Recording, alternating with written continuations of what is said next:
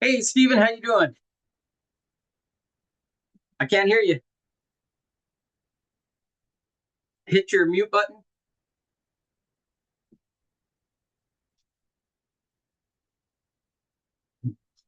You see it's down there to the left. It's your little audio microphone. Can you hear me now? Now I can hear you. There we go. Okay. Just like the commercial. Can Yeah. you hear me now? So how you doing? I'm doing all right. You doing good? Yeah. Did Eric ever touch base with you? Yeah, we spoke yesterday. Okay, good, good. Yeah. Okay, I wasn't sure if he finally got our message or what, but Yeah. he's good enough. He's a pro. He can walk you through this, no problem. Yeah, we kind of went over some details and stuff, but yeah. I mean, Good. I've never done anything like this before. I've never done a presentation on Zoom before, as Okay. far as like an out-of-town buyer or anything like that. So it's probably a good thing that I'm doing this, but I'm gonna I hope you don't mind, but I'm gonna read from my script a little bit tonight No, today that's too. fine. That's fine. All right. Whatever makes you feel comfortable. Are you going to Okay. do it? Are you guys going to start from qualifying or are you going to start from getting to the Yeah. door? You're gonna start pre-qualifying Okay. first. And then when it comes to when I at the end of my presentation is really talking about price, and I I don't really know how to do that on a Zoom call. I don't really have a screen sharing thing. I've never done that before. I don't know how to do that. Yeah. So I guess I don't know if we'll talk about price much. We did talk about that, we're gonna focus on like a $400,000, or he wants to sell it for 400, and I don't know. I'm not really Okay. sure what to do about that. So All right. Well, he'll walk you through it. But basically, when you talk, do you send out a pre listing package? I've never done that. Okay. You need to start doing that. Really? Who's your coach? You're in coaching, right? You said. No, I don't have any coaching. Oh, you don't have a coach? Okay. Well, if you go with a Mike Ferry or a Tom Ferry, they're going to have you send out a pre listing package. Okay. And with Mike Ferry, I was coach with Mike Ferry for 12 years. And so, You were a coach?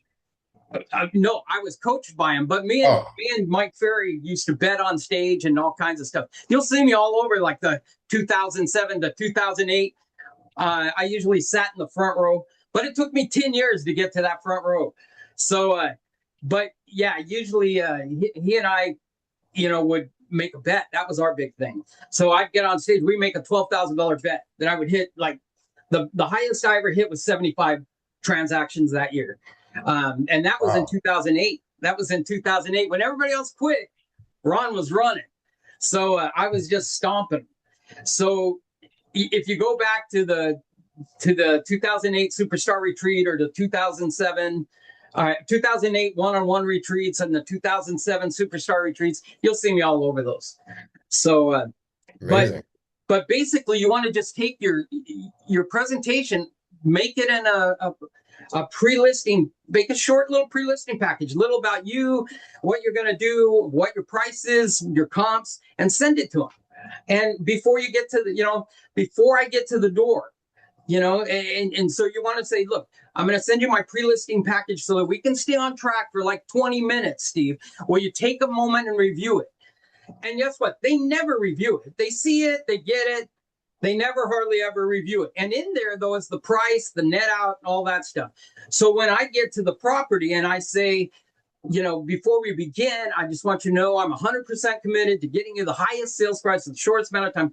I don't know if you've ever seen my listing presentation, but then I'll take them to the kitchen table. And while I look at the property through the eyes of a buyer, if you'll just review this presentation, this listing, pre-listing package, and I'll be right back. While I'm looking at the house, they're reviewing the pre-listing package, and Hmm. that's why you have them do it. And then you come back, or do you have any questions? And the question is, there's always one question, and it's always about the money. It's not what I'm going to do to sell a house. I've got it listed. There's 65 things that I do to sell houses. Will I do every one? No, I only do what works in this market, Steve. So why waste time in an open house if we know it doesn't work? See, sellers don't want to do open house. They really don't. They just don't see you doing anything else. So they request that you do an open house. Or what's worse, the seller or the agent says, I don't, I'm only going to do things at work. And then they hold an open house and they can't track who is, hold on just a second. Let's apply. Let me decline these. Okay. So these are all like, I don't know what they are. They're like bots, I think, that just take Oh notes. no. Yeah. So Jim says to go ahead and decline them all. He wants you there on the call, so but anyways, my point is when you do a pre-listing package, you eliminate so much time and questions and everything else. So if you want to sell at a high volume, which you're taking listings, you're getting the appointments, but you've got to get every one of those appointments, or at least 9 out of 10 of them. And you should be getting them. If you're getting them on the phone, you should get the appointment without a problem. You should get them on the appointment. Mhm. Hey, there's the pro. There's the pro. Eric, Hey, good morning, guys. good morning. Okay, let me remove this. There we go. Okay. Okay, we got Eric. We got Steven. So you got the emails that I sent out, right? Both of you? When you send that, I did not receive it. See, I don't know why you're not getting, when I attach you to like Steven got it because he replied. So when I put I got a text together, message. I didn't get an email. I mean a text message. I'm sorry. Okay. Yes. Oh, Yes. okay. A text message. Okay. Yeah. I've been having problem with my phone, and I gotta go and fix it because sometimes I get it, sometimes I don't get it, and it's weird. And it's all because of iMessages and the regular messages. You have to activate your number, know your email. So I'm going through that. So I Yeah. apologize. All right. Here, let me put my jacket on. What's So- going on, John? John T. Where's in the house? Hey, how's it going, Eric? Hey, John, how you doing?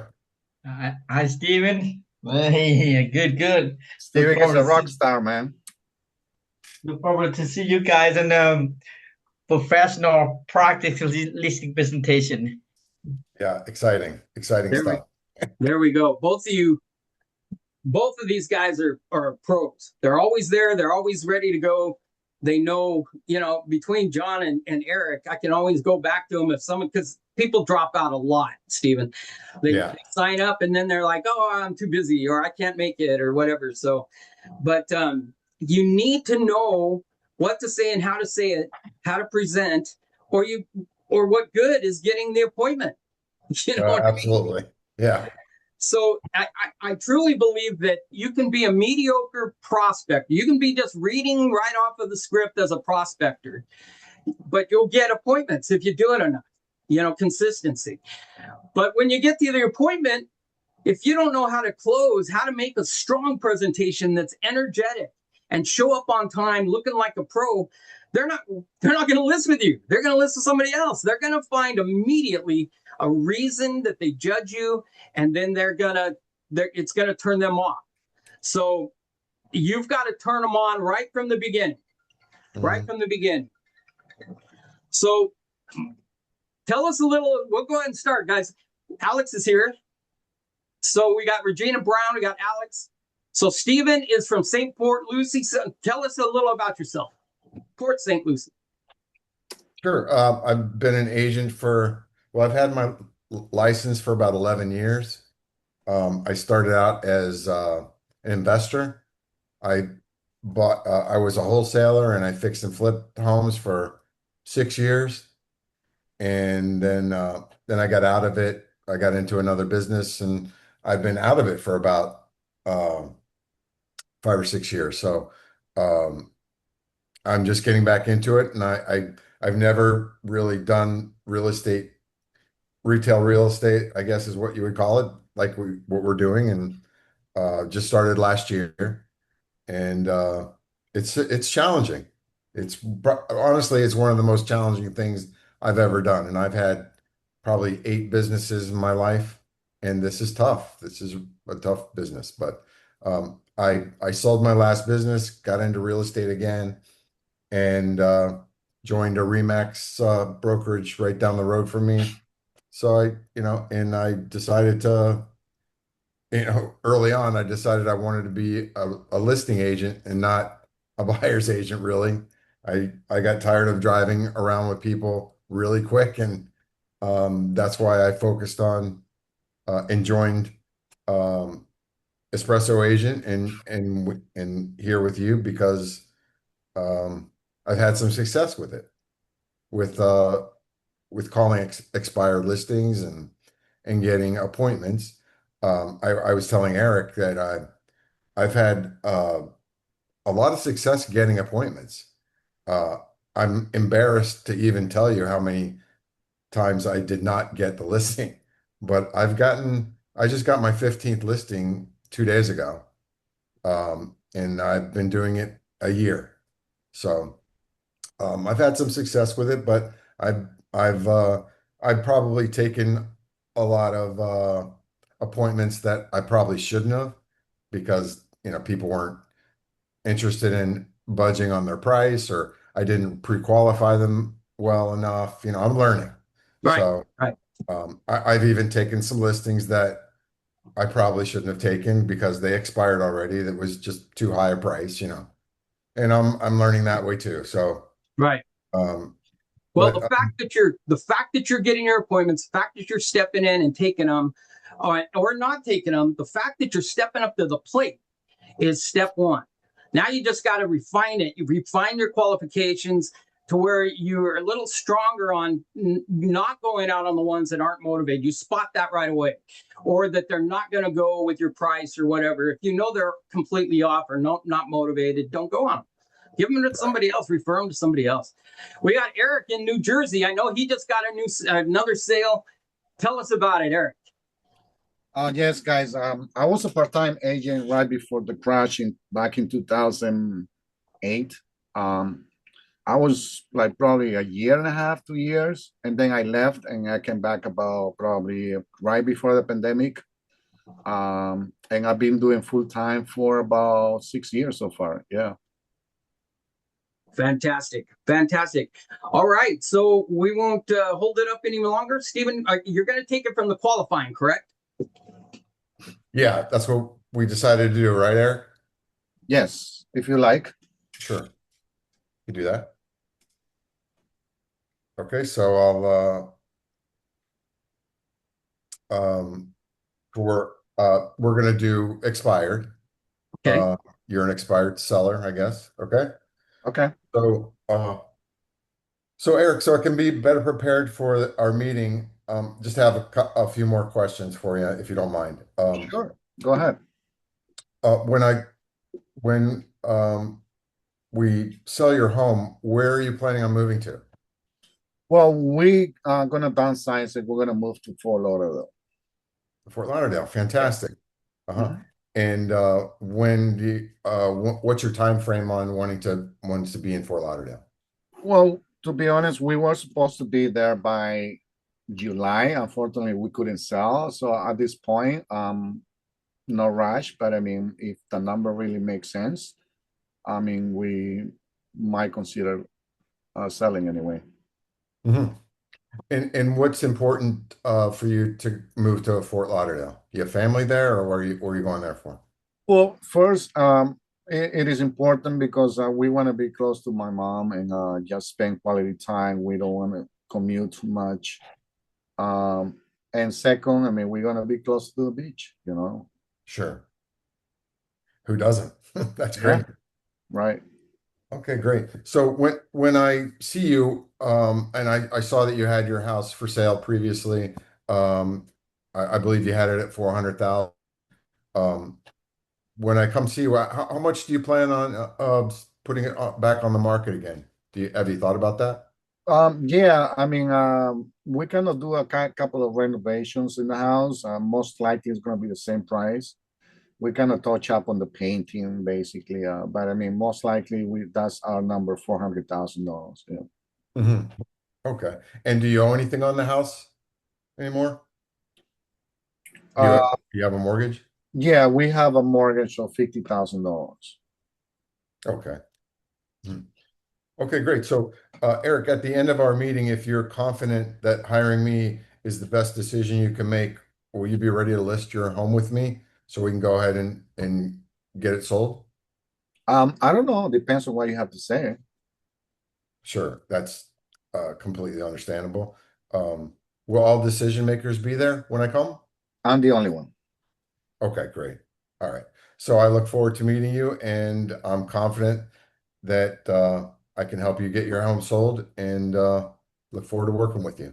All right, Hope to great. See you this afternoon. See you. See you this Okay. afternoon. Okay. All right. Okay, that sounds good. Now you're going to the door, Okay. correct? Okay, Yeah. so take it from the door. Okay. Hey, Eric, how are you? Hey, Steven. How you doing? Welcome. Good. Come in. Thanks for having me over. I appreciate it. Um, my you want to would you mind showing me around a little bit? Would you mind if I take a look at Sure. your I mean, I can show you around if you like. Yeah, this is come in. This is Okay, the great. living room. We kind of paint a little bit on in some of the walls. Here's the kitchen, new cabinets. Um, the bedrooms, central air. Great. The backyard is nice. Mhm. Have you had any additions or any updates since you've owned the home that I should be aware of? Have you done any No, only improvements? we just changed the cabinets basically. That's it. Some paint. Cabinets. Okay. Uh-huh. Kitchen cabinets? Kitchen cabinets, correct. Mhm. Okay. All right, great. So you mind if we sit down and talk about getting your home sold? Sure. Let's Okay. Mhm. So I'm really excited to work with you on the sale of your home. And before we get started, I want to let you know that my goal is to sell your home for the most money, the least amount of time, and of course, the least amount of hassle. And I'm sure that's what you want too, isn't it? Yeah, that's exactly what I want. Yeah. Okay, great. Now, when we spoke on the phone, you mentioned you wanted to be in Fort Lauderdale and you wanted to be there by now, or you want to be there as soon as possible. Is that right? Yeah, I mean, like I said, at this point, I'm not in a rush. I mean, if I get my numbers, yes, definitely, I want to be in Florida sooner rather than later. Yeah. Hmm. And I understand that you want to be there, be closer to your mother, and um, in the process of selling your home, what is the most important thing to you, and what are your biggest concerns in the selling process? Just to get the right price, that's very important, especially now that on the second time we kind of spend some money in the house. So it is very important for me to get it back, you know. Absolutely, yeah. I completely understand. Sure. So let's, if you don't mind, if you will let me go over my marketing plan for you and getting your home sold. Sure, go ahead. All right. So, are you familiar with the difference between passive and active marketing in regards to real estate? No, what is it? Okay. So, a passive approach is what 99% of agents do. They put the home on the MLS, the multiple listing service, and they put it on the real estate websites, and they hope and pray that it'll sell. And the trouble with this method is that agents basically sit around and wait for a buyer to come call them. And the passive approach is the main reason agents um, sell only most agents only sell a handful of homes a year. And my goal is to sell 20 homes this year. And in addition to the passive marketing strategies that other agents use, I will also market your home actively and aggressively. And um, I will personally contact all the other top agents in the area and let them know that your home is for sale and invite them to bring their buyers.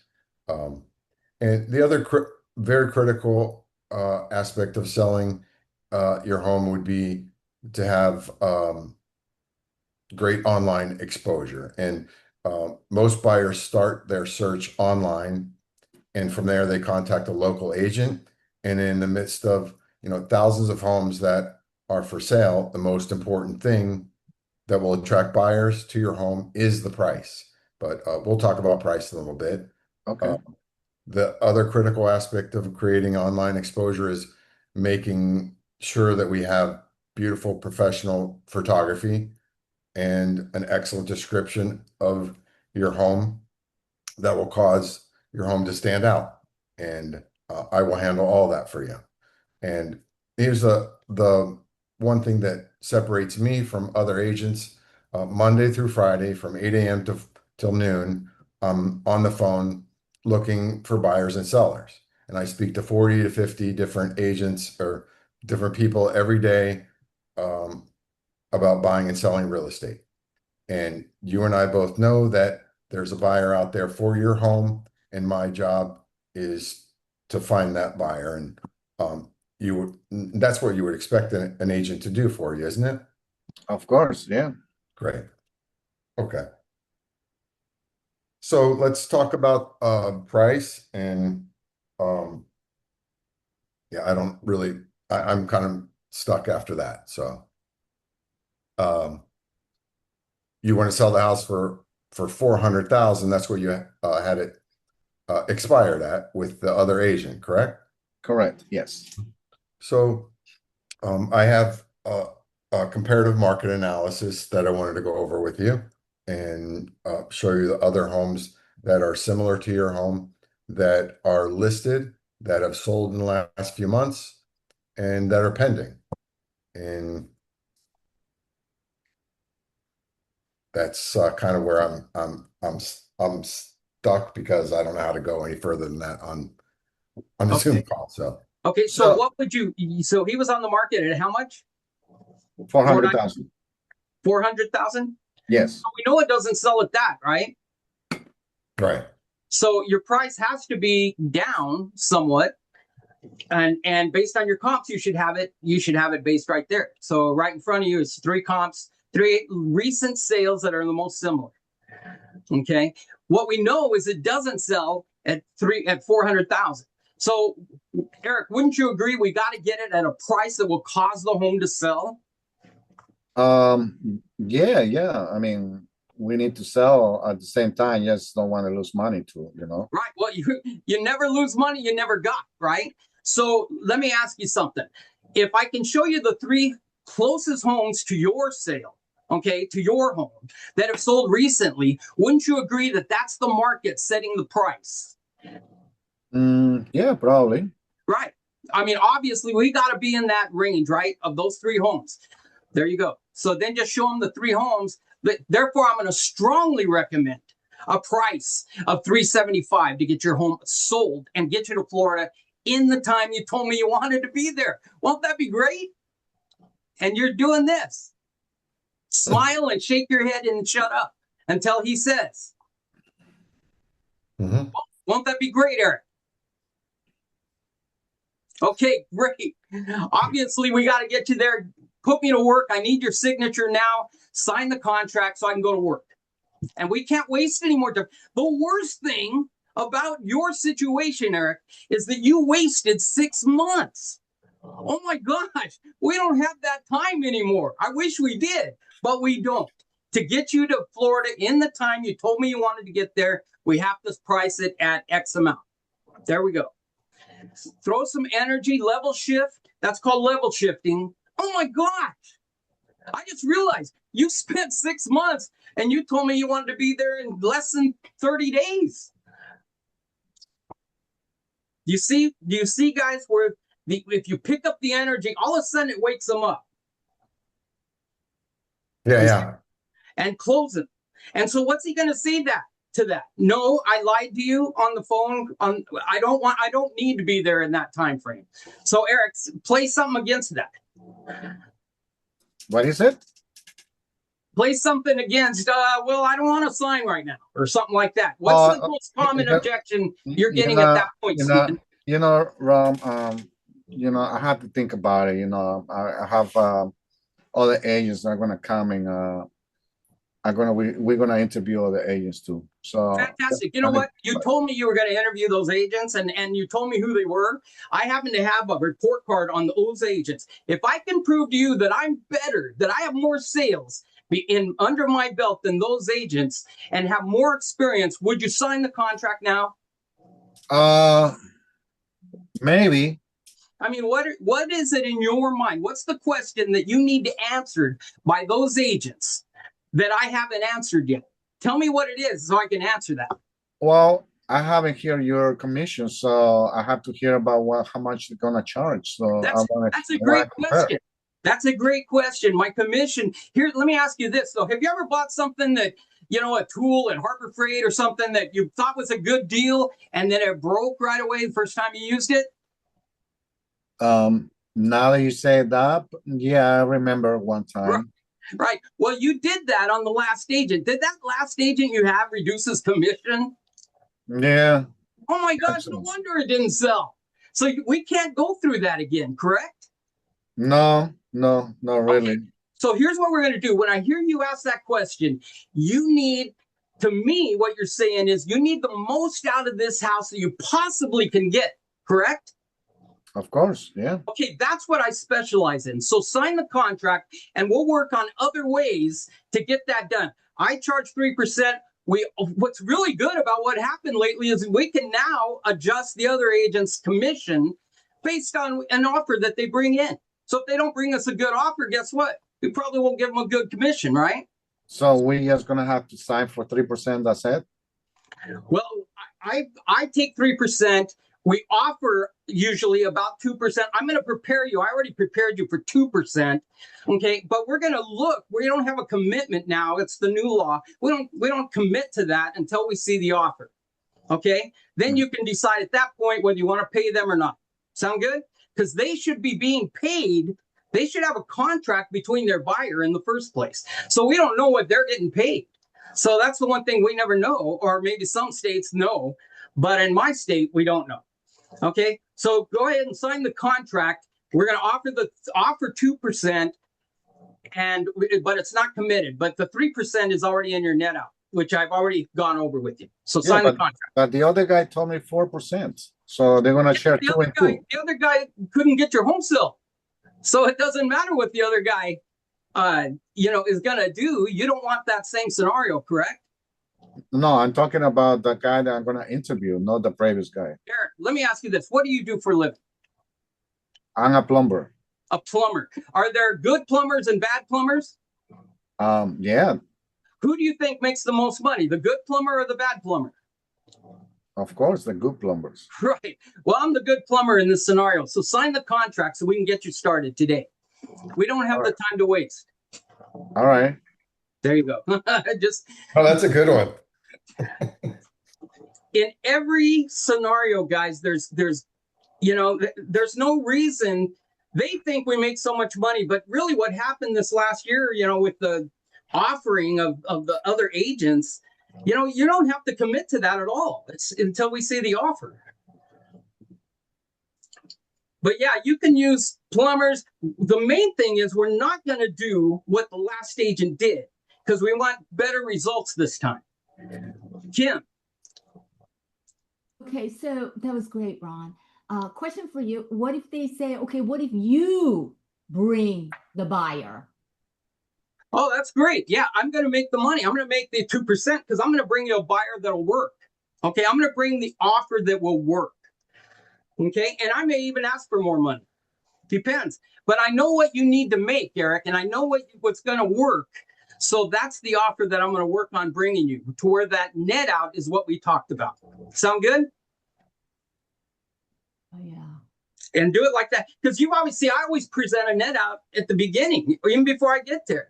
So I know that they've already seen that figure and that they're okay with it, or they would have canceled me, or they would have called me up and had an objection right off the bat. How about if I tell you, Rob, you know what? If you bring the buyer, I pay you 4% total. Would you agree? If I said 4% total, probably not. I would hold out for what we agree to on the listing. So let me ask you something. What's important about that? Getting that little savings, Eric. Doesn't matter whether I want to net the most money possible because I have to buy in Fort Lauderdale, and now prices are even higher. Interest are very high. I understand that, and I know a great agent in Florida that's going to help us. And he's going to understand that whatever we have to adjust on our end, we can make up on that buying end. Does that sound, do you understand? Follow me on that?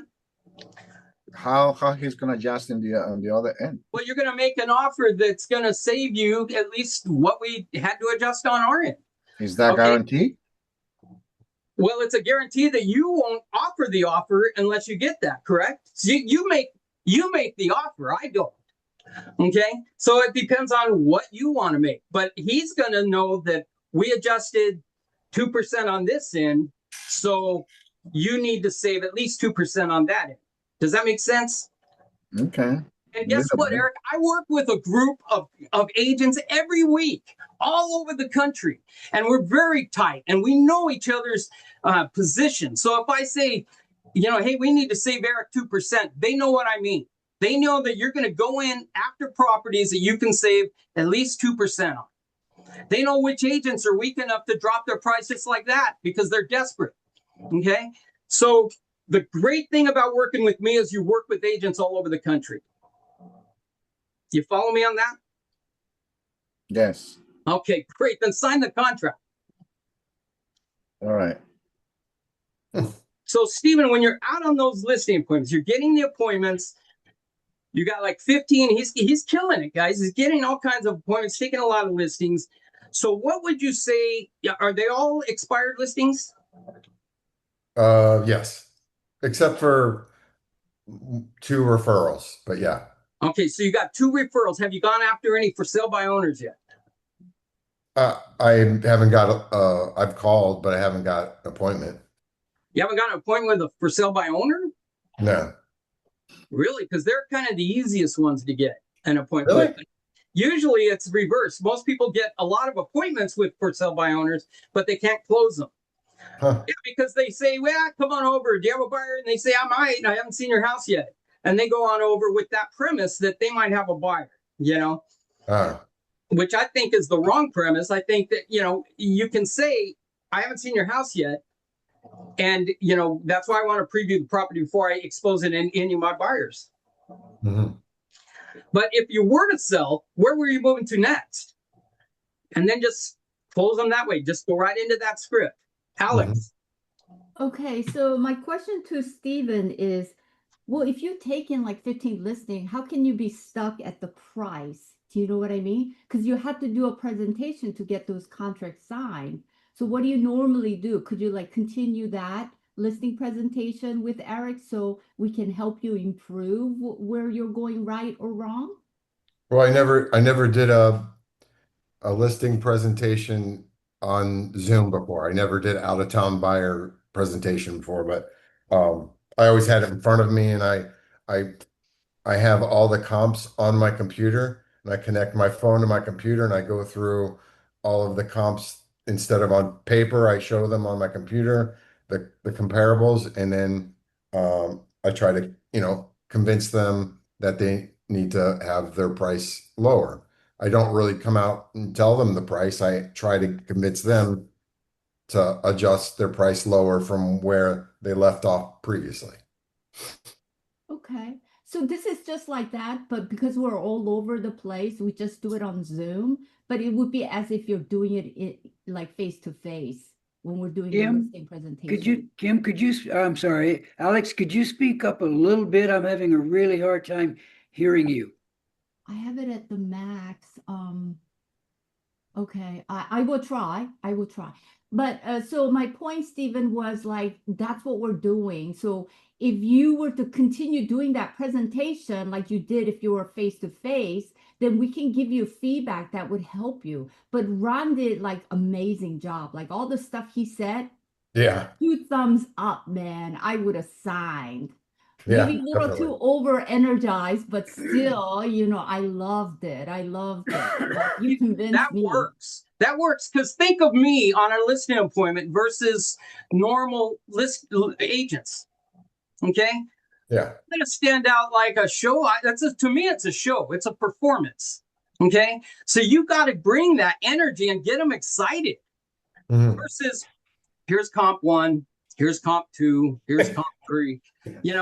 You want to just, and the less you throw in front of people, like Art's an analytical, the less you put in front of him, he might have questions, but the more you put in front of him, he's going to have a ton of questions.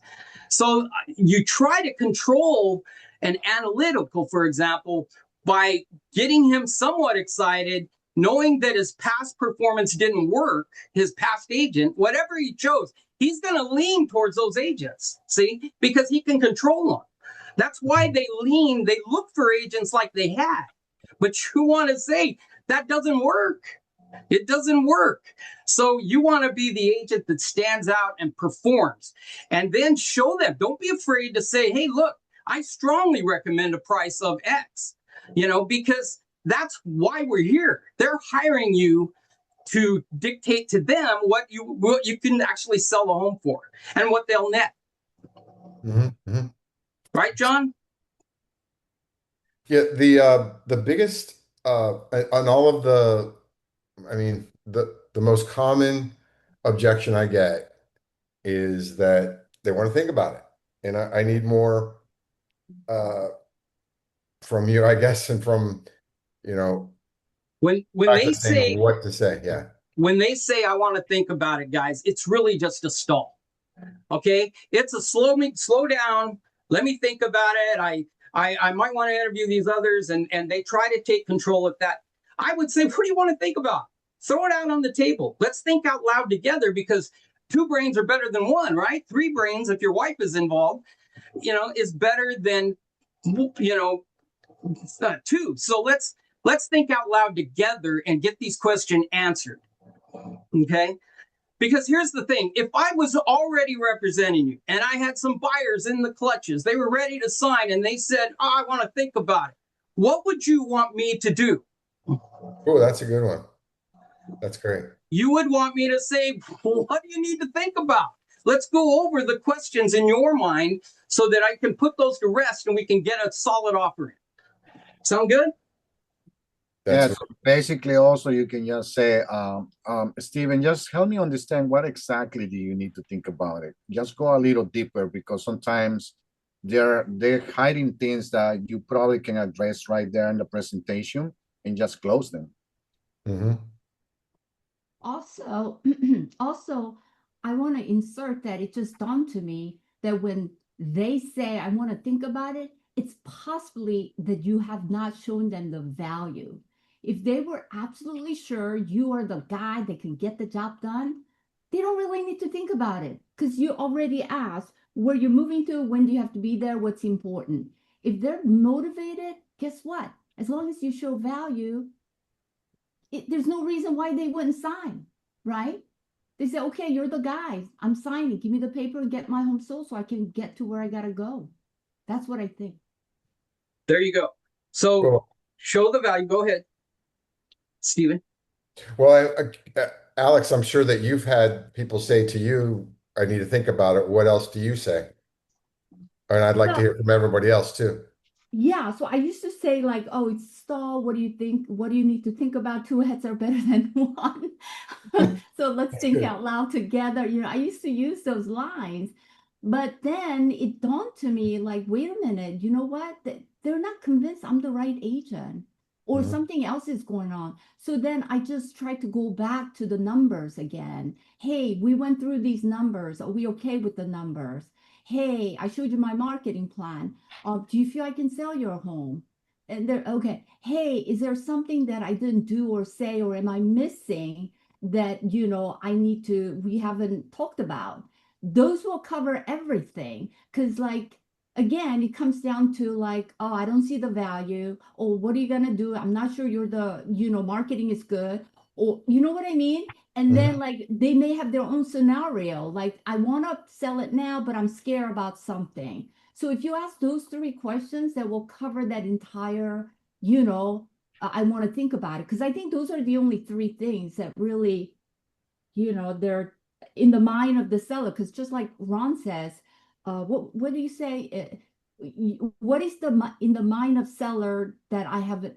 How do you say it again, Ron? Say it again. What is the question in your mind that I need to answer that I haven't answered yet? So you can always go back. You're right, Alex. Always go back either to your values, like your pricing and all that stuff, your marketing. But I would go back to, I'm sorry, I thought you said you had to be in Florida in 90 days. You see what I mean? I would go back to the questions, just quickly review the questions I asked you over the phone. Okay. So if you get a stallmate, go back to the questions they asked or you asked them over the phone, because that's the qualifying. See, and at that point, they're either going to let you know that they lied or whatever. They don't really need to be there in 90 days, blah, blah, blah. You know, but it takes you back to the beginning and something that you have scripted. So these are quickly, let's review the questions I asked you over the phone. You said you had to be there this reason. You said they had to be there because of a job transfer or your family. You know, you said you wanted to be there ideally in the next 30 days. You know, and you say you don't want what you had.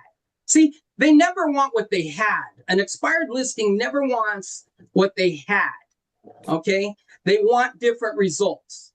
So always go back and throw that on the table and say, you don't want your hat. Look, he can have a greatest marketing plan in the world, but it didn't work. You know, they put you on video, they put you on Zillow, they put you all over the place, which actually happens automatically on any listing. So what they're doing is basically standard stuff. Okay. What Steven does is he gets on the phone from 8 to noon every day and has at least 25 conversations with people who actually have to buy or sell property. See, that's what I do. See, did I call you, Alex, or did you call me? You called me, Ron. Exactly. So that's what I do. So 24 hours ago, I didn't know who you were. Now we're here going to list your property. So sign the contract. Let me get started. My actions show you what I do just by the one phone call we had yesterday. Mm-hmm. And that's what Steven's good at. That's what Eric's good and John's good at. I mean, everybody knows you've got to get in there and close that deal. Art. Yeah, what I picked up, Stephen, it was more like it was too tentative from the beginning. You covered in the prequel the same things that you had already gone over, that you had elicited from him in the call itself. But then when you were doing the listing, I had the feeling like you were still on that side of the table and he was on this side of the table, and you were hoping that he's going to like what you say. You didn't do any closing early on. I didn't hear you say we are going to do this after we get the house on the market. Are we going to sell the furniture with the house? Are we going to have your house open on Sundays or Saturdays? I think if you put in a little bit more personal, like that means you are assuming that you are the agent. It's a foregone conclusion. They invited you over, which means they would like to sign with you, in my opinion. Mm-hmm. It's up to you. Just yeah, I'm your guy, and I think once you do that, you get them. So instead of looking this way, you're both looking this way. And when he's beside you looking at the same, oh yeah, this is what you're going to do. This is what we're going to do. Oh, that's a good idea. Mm-hmm. So I think maybe that's just a matter of confidence. I'm not sure. a step-by-step plan is what you're saying of how I'm going to get you sold. I'm going to take you to step 1, 2, 3, and 4. See, that's confidence. That leads you through the process. That's why you're hiring me. See, I've got to lead you through this market. My job, Stephen, is to get this home on the market and getting it sold and netting you the amount that we talk about. Okay? So that's my job. And if your agent was overpriced to begin with, then couldn't get a price reduction, couldn't stay ahead of the market, then it's his fault. Okay? He wasn't strong enough, Stephen, to tell you the truth about pricing. I have that strength, Stephen. Okay, I will tell you the truth because it doesn't do me any good or you any good to have a house that sits and doesn't sell. Does that make sense? Okay, great. Sign the contract so we can get started today. Sign the contract. So See, go ahead. No, you go ahead. Sorry. I was going to say, always go back to sign the contract. See, the way that you get more houses signed is you spend less time trying to convince them. Tell the truth, show them what you're able to do, and have them sign the contract so you can actively show them what you do every day and how you're going to contact them and what you're going to do to get the buyers. But get them to sign the contract. Then you can talk about that all day long. But you want to get it done and get out of there, because the longer you're there, the less chance you have of taking that listing. Right, John? Yeah, that's great. So here's another thing also that I noticed, that by the way, Stephen, you did excellent job on pre-call. Okay, that was really good. You covered all the points. When you asked about like what's important about moving, he said the price. I needed to get the price. Okay, that's not enough of motivation for him to, when he meets you, sign.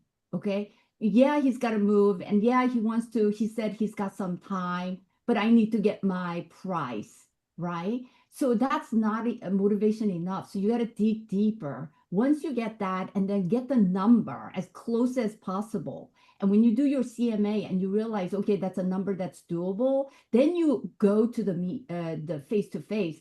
But if the number is way off, the odds of you selling it is going to be very, very low. So you may want to call them back, or you may not even go at all. You know what I mean? Yeah, that's a good question. So what do you guys do when you have somebody on the phone that continues to talk to you, but you know that they want way too much money for their house, but they're not hanging up? And what do you say to them as far as trying to convince them? You haven't even seen the house yet or anything, but you know that it's overpriced. Well, you tell them the truth. And just ask them, Stephen, do you want me to tell you the truth, or do you want me to lie to you like your last agent? What do you want to do? Nice. I don't care if the last agent was his sister. She lied to him. She wasn't strong enough to lead him through this market. Or you can say, Steven, do you really want to sell, or do you want to sit down? Do you want to sit on the market like the first time? Because if you want to sit on the market on the first time, then we can just put the house for 400,000. But in reality, we're gonna list the house for 375, and that doesn't mean you're gonna sell it for 375.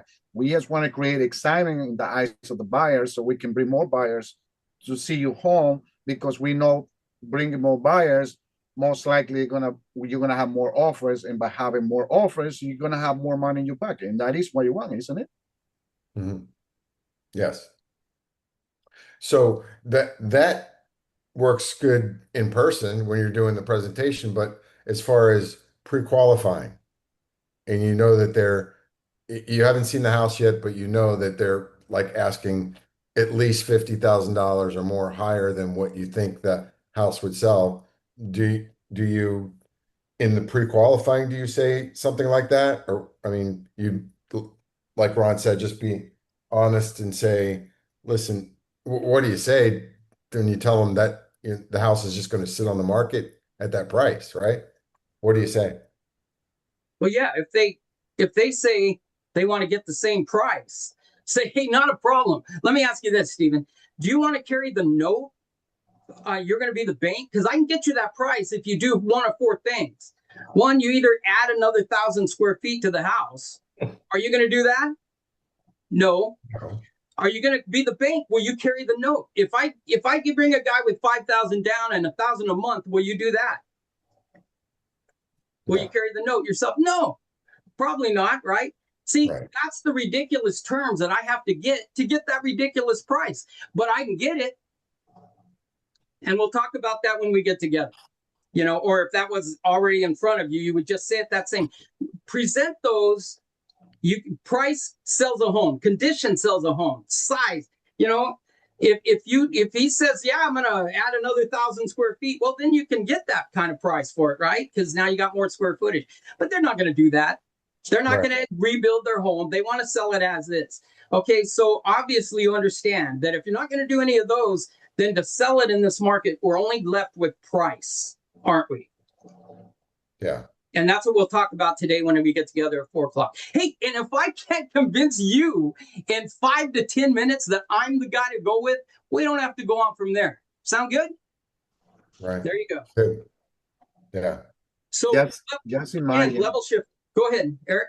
Yeah, just imagine that Steven will have the kind of energy that Ron has, and the listing present. If you master the listing presentation, I mean, you can blow the MLS, man. You can have like 45 listings. Right now, you have 15, and you're great. I mean, you're great. I mean, you just have to sharp a little bit your skills on the listing presentation. But once you do that, man, you can kill it, man. Yeah, your consistency and your calling and you're getting the appointments. Now we just got to refine on the appointments that you haven't taken. It's either that you haven't been strong enough in the qualifying, or that they're reading something when you make your presentation that they're not liking. Okay, so change it up. Mike Ferry used to say, look, if that's not you, because a lot of people would tell Mike, oh, it's not me, Mike. That's just not my personality. You don't know what I've been through. He doesn't care.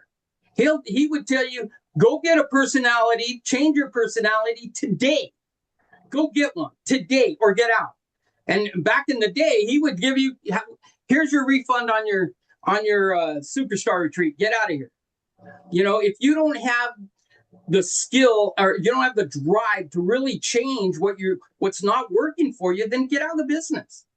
You know, that's what brokers should tell their agents. If they're not producing, if they're just taking up a desk and paying the desk fee, you know, I used to tell my agents that all the time. Look, I'll take your money every month, but I won't help you because everything I'm doing for you, you're not doing any of it, you know, but I'll keep taking your money, you know, and eventually they would drop out, but because they were wasting my time, they were wasting their own time. They should get out because they're not set for a high volume office. Now there's offices that people work there because it doesn't cost them much money to work there. It costs them $50 a month, whether they sell or not sell.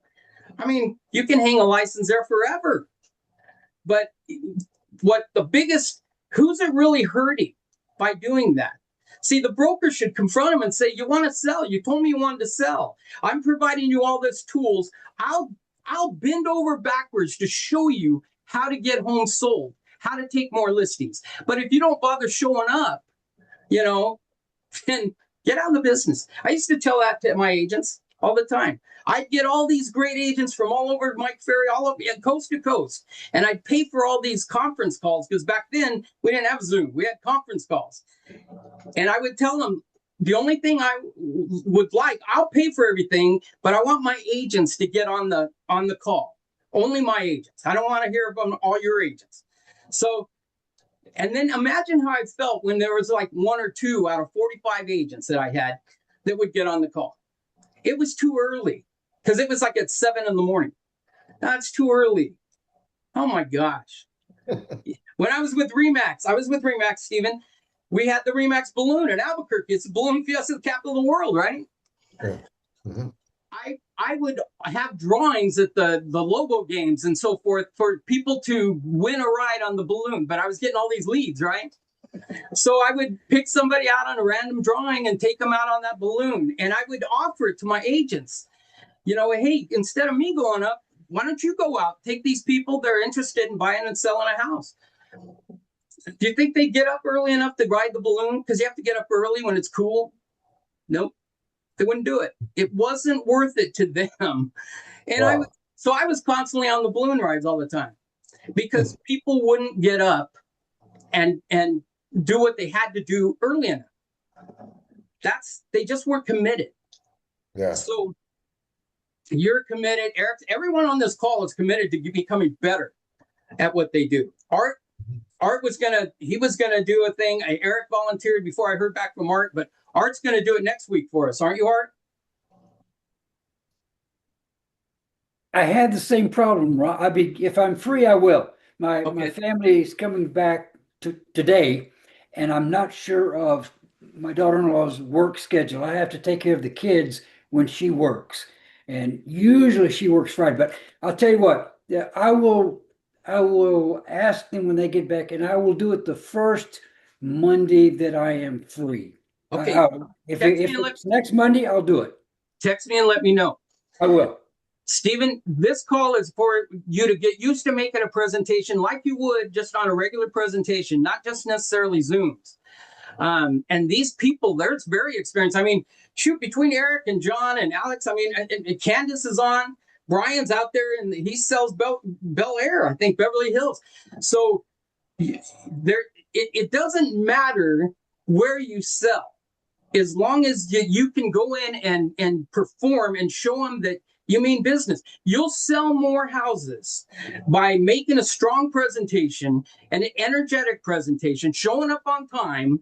That's one of the biggest keys. Most of you just don't even show up on time, and they wonder why they didn't get the listing. You made the guy wait 15 minutes. Hello. You know, I've shown up on listing appointments where I'm like in the middle somewhere, and the first or second guy is still there. And the sellers will come out to me and they'll say, he won't leave. He won't leave. I'll make him leave. Invite me in. I'll make him leave. And I picked up his briefcase and set it outside and said, bye-bye. And then that's the easiest ones to get, because the seller sees that you showed up on time and now this guy won't leave, you know, and you had the guts to say, you're in my time now, get out. You haven't even gotten to the price yet. Give me a break. Yeah. But that was when I used to be real aggressive. And I always had to apologize to their brokers, would call me up all the time. Oh, you got to apologize. That's why I became a broker. I got sick of apologizing to other agents. So, because your brokers are like, oh, you want to, those are losers. Those agents will be out in a couple of years, you know, and that's how strong I was, you know, and I know it sounds bad, but it really is helping them. If you tell them, look, this just isn't for you. You know, you haven't sold anything. You'd be better off on a 9-to-5. Mm-hmm. Whereas a lot of my agents were strong, you know, they were strong and they were very aggressive. And what I found, especially women that are aggressive take more listings. There's just no question about it. The more aggressive you are, the more listings you're going to take. I don't know why that is, but I represented a builder one time with a great agent in Albuquerque, and she was very aggressive though. I walked in, my client was crying. It was a grown man crying. I said, why are you crying? She won't let me get what I said. Don't worry about it. I said, they're going to give it to you. You want to pay for it. It's all a matter of money.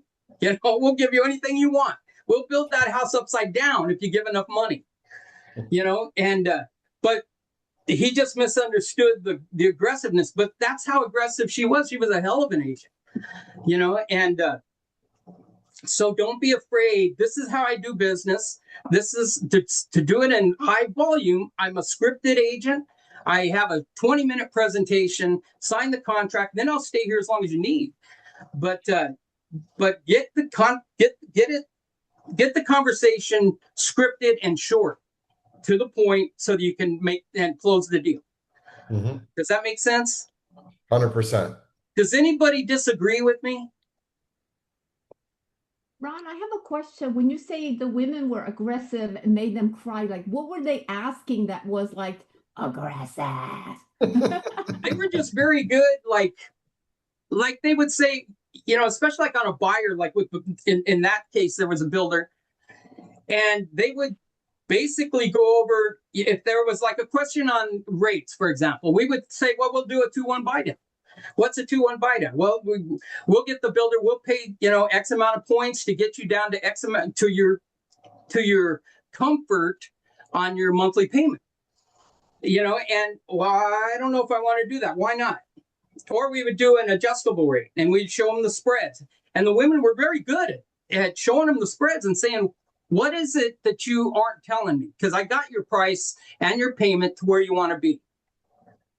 You know, well, what if the rates go up? What if you have an earthquake and the whole house caves in?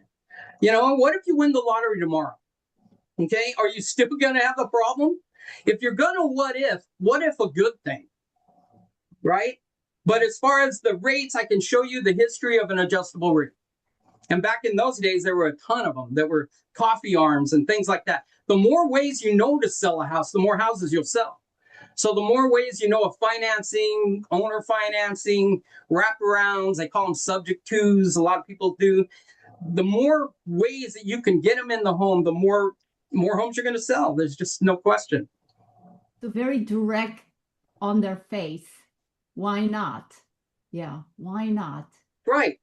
Yeah. Yeah, I mean, because here's what other choice have you got? You can spend all day trying to convince somebody, being sympathetic and and I'm not saying come out and just strangle them, but corner their questions with answers that are educated answers. Yeah. If that's your problem, you're worried about the price, let's do it on an adjustable rate, and we'll tie it. Back then, there were different arms. Now it's pretty much just the overnight rate. But the history of what that rate has done, and what what is it, the space, how many points the spread is on the list, on the adjustable rate or not. You can look at the history. It's just like right now, the history. Now is the best time ever to list homes because the past by the MLS, right? The present by the MLS and the market trends, and the future. When these homes get built out, the surplus is going to be huge. Okay, the incentivized new construction, when it all is done and hits the market, we're going to have a huge surplus of homes. And we know that a lot of people paid too much for their homes during COVID. So we know that their time, every 7 years, 5 to 7 years, they start flipping houses. Well, they paid too much. So we know that the problems are coming our way. It's a great time to list homes because I can tell you what the future is going to be. If more supply hits the market, guess what happens to your price? See, and that's our challenge. We need to get your house priced right so it sells quickly in this market so that we don't have to drop it more when all that supply hits. Eric, I think, is the only one who's got he's got a hot market, real hot market. He's still getting multiple offers and overpriced offers, right? Oh yes, definitely. I mean, we putting offers over $100,000 over asking price sometimes, and they don't even accept it. Wow. Yeah. There you go. And one of the reasons is because we are close to New York, and people sometimes they cannot afford New York, they come to Jersey, and taxes. Taxes in Jersey is crazy. It's the highest in the nation still, and it's still there's not enough inventory right now. A lot of buyers looking to buy, very little inventory. And now what the President Trump signed with the affordable mortgage, that probably is going to saturate more the market that you guys are. But now it's going to alleviate the market that we are, at least I think there are probably 4 or 5 states that have very low inventory. Or out in Washington. Oh, no, you're in Redlands, California? Yeah. You're in Northern California, right? That's southern. No, it's east of LA. East of LA. Okay. How's LA doing right now? I don't know. I'm too far east of it. Okay. But how's your market where you're at? It's about 5 months worth. So I would say, things are selling. They're not selling quick, but not selling and not taking 6 months to sell. I would say we're at about 45 days on average for sale. So your saturation rate is a month and a half, or would you say? That's how many. If you had no other homes coming on the market, how fast would it take to sell out all your inventory? Yeah, that's what I said. The 5 months. That's what I was referring to. Okay. So it's still a little bit of a seller's market, but it's getting sort of balanced. Okay. Alex is in New York. Alex? Yeah. So like Manhattan, it's really weird. Like I'm just so confused because our inventory is low and we have very low souls, I mean, we were in buyer's market. Everybody was thinking it's seller's market, but it's a buyer's market because it was sitting like the days on the markets were like, let's see, days on the market was like about 100 days or something like that, roughly around that area. But I don't know, it's so weird because we have such a low inventory, low sales, low number of souls. It's weird. It's just I can't figure it out because we usually have supplies inventory double what we have, but we don't. And so I don't know. I'm always looking at the numbers, but it don't make sense. It's like a whole new scenario. But if you listen to other people, they say, "Oh, the market is amazing," but when you look at the number, it's not true. It's not true. So it's very, and even, some people will say, oh, yeah, like our business is crazy hot. No, it's not. I know how many sold. Okay. It's not what it used to be. But I don't know how to explain it. I'm like figuring it. But I know that also in New Jersey, I hear, you let me know, Eric. They're saying it definitely, I heard that New Jersey was hot, but now it has slowed down. Even for investors, it has slowed down. You don't see as many, it takes longer to sell the investor properties and stuff like that, people who are fix and flip. So I don't know. You tell me it's gotten slower. Is that right? I think it slowed down a little bit, but it all depends on the price. Like I leased a property in Glenview Hmm. and I leased it for 619 and we got offers over 725. My client accepted the offer for around that number. And then we went through the inspection and then they want to get the money back because sometimes it's a game. They give you, but they want to get back. And during the inspection, they were asking for about like $89,000 money back, and that's a lot. And my client didn't want to provide it, so we had to put back the house back on the market. But now, we lose momentum. We had like 8 offers at the first, and then on the second time we have 4 or 5, but not the similar numbers. Now it's like on the 650, 640s. Yeah. Yeah. Wow. Where are you? Excuse me. Where are you? I'm in northern New Jersey by Rutherford, the Okay. the Yeah. MetLife Stadium, around those areas. Yeah. John, how's Salt Lake doing? Well, we have about 5 months in inventory here, and the days in the market about 55 days. Yeah, we got short. We have short inventory a little bit. Yeah, the price, the house selling. Yeah. Very good. See, you got to know your saturation rate. If no other homes come on the market, how long will it take to sell out your house, sell out of houses, sell out of inventory? The problem is inventory comes on all the time. So when in my market, I'm about 5 more months. Okay. And it's getting worse because Nashville is just flat out turning to flat out buyer's market now. And things are dropping because we got too much supply now. The pendulum always swings the other way.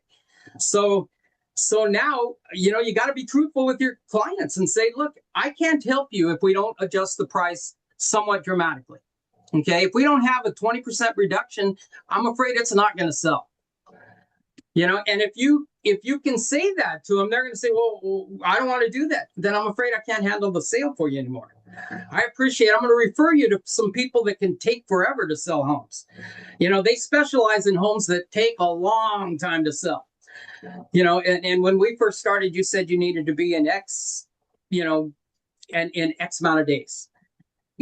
So don't be afraid to kill it, cut it, because all it does is give you a mental headache every morning when you're facing when you have inventory that is not going to sell, and you don't want to be truthful with them. So all it does is stop you from doing what you need to do, which is go out and find new properties. Does that make sense? How about you, Stephen? Yeah. What the market here? Yeah. Yeah, it's similar to what Ron was talking about. But it's definitely a buyer's market here.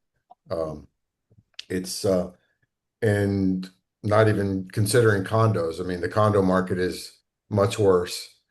You know, a lot because of the assessments that have happened over the years since that condo collapsed in South Beach.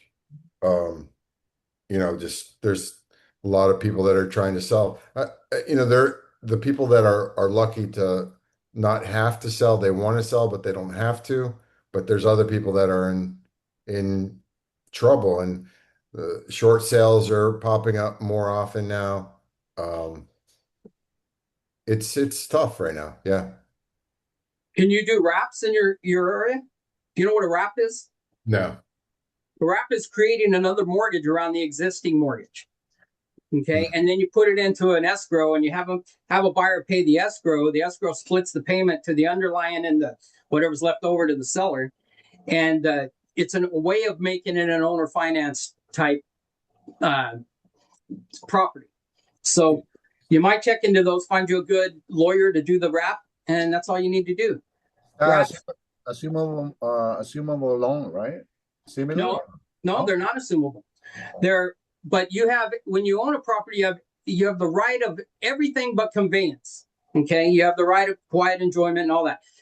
But you can do what they call equitable title, which is like a rent. Okay, it's sort of like a rental.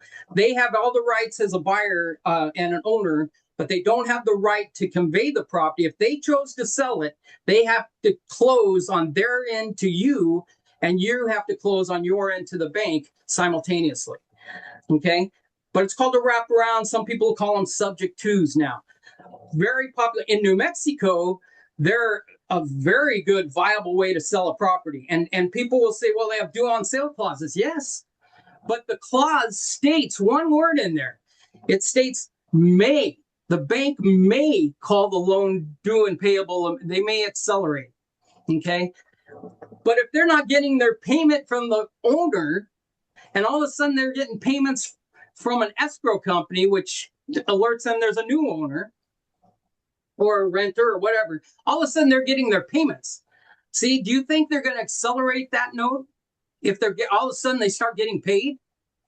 Probably not. Probably not. Exactly. They don't. And so it's a way to cause sales. Now then, different states have different things. If you're under a broker, you might talk to him and see, because you're going to have to do what your broker says. But I trained my agents on how to do that. In New Mexico, you never took legal title. You only had equitable title. So it's perfectly legal. And the problem was agents would go around telling them, oh, you can't do that. That's illegal. It's not. And the minute you say that to a client and they lose their house and you had a viable way to sell it, then you're the pro. You're supposed to know the ways that you can sell a property. See? And unfortunately, a lot of agents, they just don't want to go down that road because it's a little different. It's a little harder. There's one more step. But man, the fastest sale I ever had was at the listing appointment. Fastest sale. I took the listing. I called up 4 people that were interested. My seller said he'd do a wrap in a minute. He was desperate. I said, okay. I said, let's figure out 10,000 down, take over, kind of wrap the payments. I called up 4 people. One couple showed up. They took it like that. So I had that listing for about 30 minutes and I closed it 3 days later. It's because you can close them fast. You just need your attorney to write it up. So those are all ways that you can get homes sold, guys. And that's what we're going to have to go back to. Short sales, you never have the commitment of the bank. You can be to the day of close, and that bank, you can wait 6 months, and that bank will say, no, we're not ready to do it. And so what happens with agents who do short sales is they think they're working because they have these sales on the board as pending, but really they have nothing until that bank agrees. So then you go to closing, and guess what? The bank doesn't agree yet. And so you have to stall. So you'll go through 2 or 3 buyers before you get that sale closed. So I think you're better off to go after a wraparound mortgage, wraparound, than you do a short sale. I have a question, Ron. So if the seller is in a short sale scenario where they owe more than the house is worth, can you really do what you're just saying, the creative? You cannot. You cannot. Sure you can. Sure you can. The numbers don't The numbers don't have to work. The seller may have to pay out a little, but he'd rather pay $100 than $1,000. You see what I mean? So you create a scenario where the payment works for the buyer. You can't. The only thing you can't do is accelerate the wrap before. You can't have it on a regular payout. Like if it's a 30-year mortgage and they owe 27, you can't structure your wrap to pay off in 25. You have to make sure you have enough over the end of the existing mortgage. But yeah, you can do it. really. I have to talk to you about And that. if you don't because- like that, do a lease option. Do a lease purchase. Do things, but get enough to where you get paid out of the down payment or the amount that they put in. Or you can do swaps. You can do exchanges, but you got to get enough boot. They call it boot, that you get paid, and that the guy doing the swap gets enough out of it. But those are interesting because like-kind properties can be a boat against a house or an airplane. And a lot of times, if you do them right, the exchanges you never even see. People think it's one-on-one. Most exchanges are third-party exchanges. So you just get with an exchanger, list the property, and you put the numbers together. You never know who ends up really with the end product, the end mortgage. All you know is you got your guy out using an exchange and you swapped equities. Do you see a lot of short sale happening in Nashville, in your area? They're starting. They're starting because I do remember that I work with BPO companies too. I do BPOs. I do property inspections. And if a storm goes through, I'm out doing those. And they pay you good money. There's companies that pay you good money, and they pay like every week. I'm making $1,000 a week on those. But what I've noticed is the ones that I'm doing where I'm dropping PMIs, I'm dropping the mortgage insurance. A lot of them they can't afford their house. They can't afford their payment anymore. So they're thinking of all these different ways, which if you can drop the mortgage insurance, that's one way to lower their payment. So those are the conversations that I want to have face to face. That's why I do those. It's a whole nother source of, while you guys are looking after FSBOs, expireds and everything out, I'm working this in too with the lenders. And guess what? When the lenders need a short sale guy or they need a valuation on this, guess who they call? That's because I've been working with them. And so are you a licensed home inspector also? Is that what you're saying? No, I'm a realtor. I'm a broker. So broker price opinion gives you you give a market appraisal, market value on the property. The bank can get an appraisal. You're not an appraiser. You can only do a market, what the current market will sell this house for in the next 30 to 90 days. And you do a little report, they do it. It's like 3 pictures. It doesn't take long at all. Just like doing a CMA, basically. That's the BPO, right? BPOs and PMI drops. And like I said, when they pay me, if I go 10 minutes away, they'll pay me $100 to take 3 pictures of a house. I already have their report already filled out with, if it doesn't have a tarp, if it doesn't show signs of disaster, then it wasn't affected by the storm. So I'll do those all day. I don't mind. I'll go to lunch and hit 3 or 4 of those. Make $300 or $400 a day just on that. What do you mean by PMI drop? I never heard of that. Mortgage drops. If you have 20% in your property, if you have 20% equity, you can drop your mortgage insurance. Exactly. So how do you make money off that? Well, there's companies when the client calls their lender and says, I want to drop my mortgage insurance, you're the guy on the list that the lender calls you up, sends you a thing out, and you tell them what you'll do that one for, you quote them, and if they agree to the quote, you go do the property, and you just show them what the current value is, and it shows enough equity, if they have enough equity at mark to market, to drop their PMI. Okay, and then how much you get paid for that? How much you get paid for that? You get paid depending on how far I have to go, but usually on those I'll do anywhere from $100 to $200. Ron, but you can only do that in conventional. You cannot do it in FHA, right? No, you can drop. There's requirements. There's requirements that you can drop your PMI. Yes. In FHA? because I was told by many loan officers that for FHA is locked for the life of the mortgage. Exactly, life. Mhm. Yeah, I think you can drop the PMI on it. Same with VA, funding fees, things like that. If you have enough equity, they have to drop it. Do you remember that there was a government arm of the government that Trump shut down, but that's where you could report if your lender was, giving you any problems. I used to have that page printed out for that CPB, whatever it was called.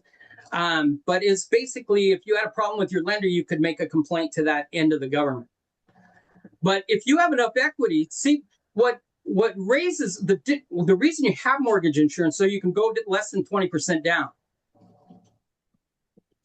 Now, I believe you can do that on FHA, unless they've changed that. But I don't even see what their existing mortgage is most of the time. I just do the market report. Yeah, I think it depends on the states, because I did hear about like some FHA, but some are like add to a life kind of thing. I heard that also. So I think it depends. Even though it's federal level, I think it depends on the banks or something, their requirement. Well, I don't know. I know that lenders don't want to do it. It's an insurance that covers them in case of default. So they don't want to do it. So they're supposed to drop it off. If you hit 78%, it's supposed to drop off immediately. If you have 22% equity in the house, it's supposed to drop off immediately. Some people will say you need to carry it for 2 years or whatever. That's all BS. It's supposed to drop off immediately. Okay, when you hit that equity threshold, that's what it's for. Yeah. I also heard that you have to request it once it gets down under, you know what I mean? Most If of the you time, don't, you it have just to carries request on. it. That's Now, what the law is they have to drop it Yeah. whether you request it or not, but they never do. See, the banks never bring it up, and people never request it. It's usually someone like me that tells them, "Why are you still paying PMI? You got, 100,000 in your equity. You got plenty of money in your equity." So, but that's a way, guys, to pay for your espresso for sure. And I brought it up several times. Jim always says, the fact is it pays your bills. And every day you can, if you go out, drive around, get some gas. And while you're there, while you're looking for a gas station, go buy 3 houses. I mean, it's easy. It's not a hard thing at all. So I don't mind doing that in New York City. How would I sign up for that program? just go to your Google, type in BPO companies near me. Okay. I work mainly for Clear Capital. That's who I use. I think I've told several people about this before. But Clear Capital, they're out of Truckee, California. And they're going to hit you with, they'll have a minimum that they offer it out, and they'll shoot it out. They shotgun the offers out, and you tell them what you'll do that particular area or that zip code or that property for. So you quote them back, and then they'll either accept it or not. They might give it to somebody else. I don't know. But out here, I do 98% of them. There's one guy, I think, that started doing them recently because he's taking stuff that I wouldn't do it at. They'll offer him $20 and he'll run out and do them, and I won't do them for that. So there's one guy that's snaking me on them, but they don't hang out very long, or they don't do a good report. They don't know how to do them, but they're quick. They're quick and easy money. Yeah. Okay. And you meet people, and you have this whole nother source. Hey, remember me, Eric? Ron Poindexter. I'm the one that helped you drop your PMI. Listen, I was calling to see how soon do you plan on selling your property? Are you who do you know who's thinking about selling in the next 90 days? Just there's your script. Who do you know who's thinking about at your work group or your church group? But guess what? They're always thankful to you for dropping that PMI off. They don't forget you. So. Oh, yeah, that's a big money. Like when you add all the months to the life of the mortgage. Yeah, they may be paying $200-$300 for PMI. It's a car payment for a lot of people. But it's also an indicator that they're having trouble paying their house. So guess if you stay in touch with those people, guess who gets the house when they say, you know what, I got to sell. You know, we're just not making it. I got to sell this house. I got a new job, but we got to move. That's the one they call you all the time for that. Yeah. But still, you should prospect every day. You know, there's nothing that beats constant prospecting as far as getting, especially if you want to sell at high volume. Now, high volume, guys, is like 40, 50 transactions a year. Okay. Mike Ferry used to say, you know, you don't need an assistant or anything till you hit about 40 transactions a year. So that's why I'm constantly telling you, pick up the referral. When you send somebody to Florida, pick up the referral. That's a transaction. You know, I have a check coming in from Albuquerque on a commercial property I'd sent out. You know, so those are just gimmies. They're free money. You know, but always go for, you may not get the listing, but you may get the referral. So I've done that several times. They'll say, oh, we already listed. Fantastic. Where were you going if you did sell? Well, we're going to, you know, one was in Seattle or Washington, where the Intel place is. And I'd say, great, who are you working with out there? Well, nobody yet. Oh, I know a great agent out there. Let me get him on the line and I'll call you back in a couple minutes. Okay. And then you put him with somebody out there who knows those programs. This was an Intel. They called me back in 5 minutes. I introduced them. They already had a trip going out there to where they were moving to. And so they got with him when they were on the trip and they bought a house. And I made more money on that referral than I would have made selling their house. So you can do that. I mean, it's great, especially if you refer them to like Hawaii or California or certain, you know, you can pick up those referrals, but always keep your eyes open. Don't let them say, if they say I already listed, great. If you sell this home, where are you going to next? See, just skip over that and go right into the next question. So, right? Good stuff. All right, guys, I'll see you on Jim's call. I should be on it. Last week I had to go run out and do something. But thank you for showing up. I appreciate all of you. Stephen, you did a great job. Eric, as normal. John, everybody, Alex, Art, everybody for contributing. Candace, thank you very much, Ron. For a while. I'm glad you're here. Thank you, guys. Thank you. Brian's always out. He's here, but I don't hear him a lot. All right, we'll see you guys. Thanks, Eric. Have a great week.